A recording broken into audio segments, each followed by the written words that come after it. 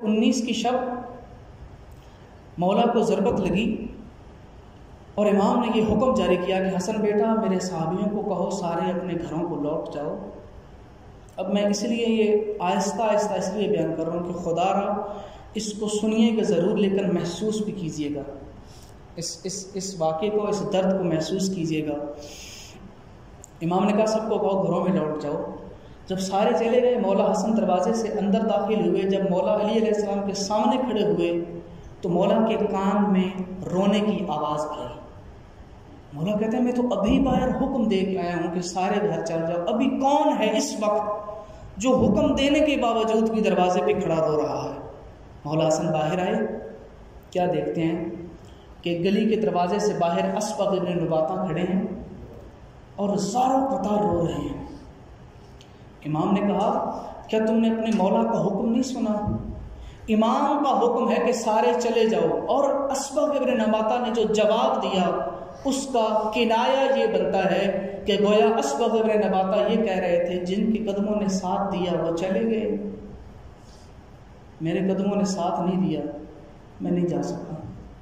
اور اس سے آگے جملہ ارشاد فرمایا اور رو کر کہا کہ مولا حسن میں چلا جاؤں گا، صرف اتنی گزارش ہے، میری ایک تمنا ہے، میری ایک حسرت ہے، میں چاہتا ہوں اس لمحے میں اپنے مولا علی سے کوئی حدیث سنوں۔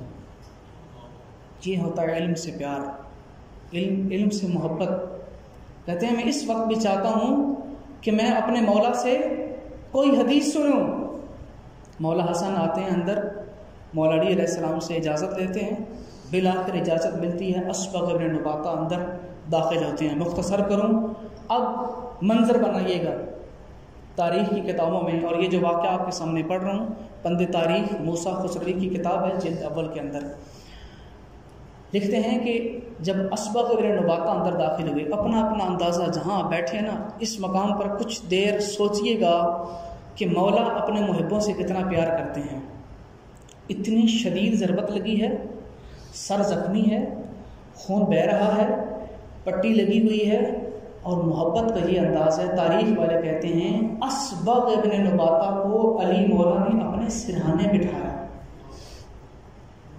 جب سنا کہ مجھ سے حدیث سننا چاہتا ہے تو مولا کو یہ بات اتنی پسند آئی، زخمی حالت میں بھی اسبغ ابن نباتہ کو اپنے سرہانے بٹھایا، اور سرہانے بٹھانے کے بعد پوچھا اسبغ نباتہ کیا چاہتے ہو؟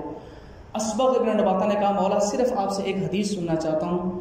تو مولا اس وقت مسکرائے، زخمی تھے لیکن مسکرا کے کہا اسبغ تم نے جو کچھ سننا ہے علی سے سن لو، اس کے بعد تم سننے کے لیے تو بیٹھے ہوگے، علی بولنے کے لیے تمہارے درمیان موجود نہیں ہوگا۔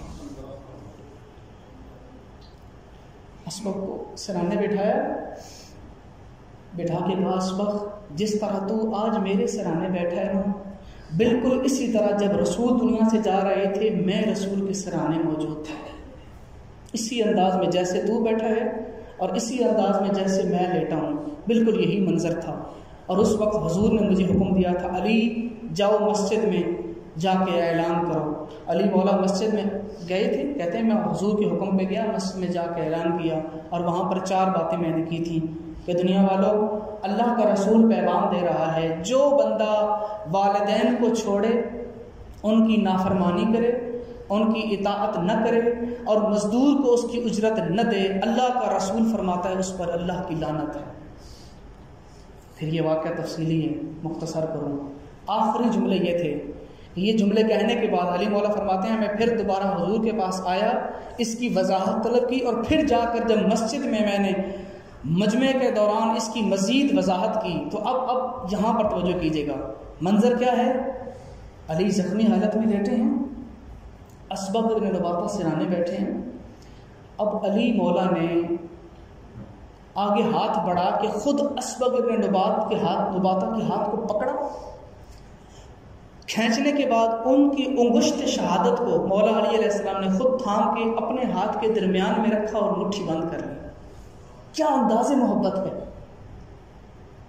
کیا اظہار عقیدت ہے اپنے محبوں کے ساتھ۔ خود ہاتھ کھینچا، انگلی پکڑی اور اپنے ہاتھ کے درمیان میں رکھ کے بند کی، اور پھر خود کہا کہ اسبغ ابن نباتہ میں بھی اسی طرح بیٹھا تھا، رسول نے میرا ہاتھ بھی اسی طرح کھینچ کر میری انگلی کو اپنے ہاتھ کے درمیان میں رکھ کے یہ پیغام سنایا تھا، اس امت کو جا کے بتا دے یا علی انا و انت ابوا هذه الامہ، اس امت کے باپ یا علی یا میں ہوں یا تو ہے، جس نے ہمیں چھوڑا، جس نے ہماری نافرمانی کی، اس پر اللہ کی لعنت ہے۔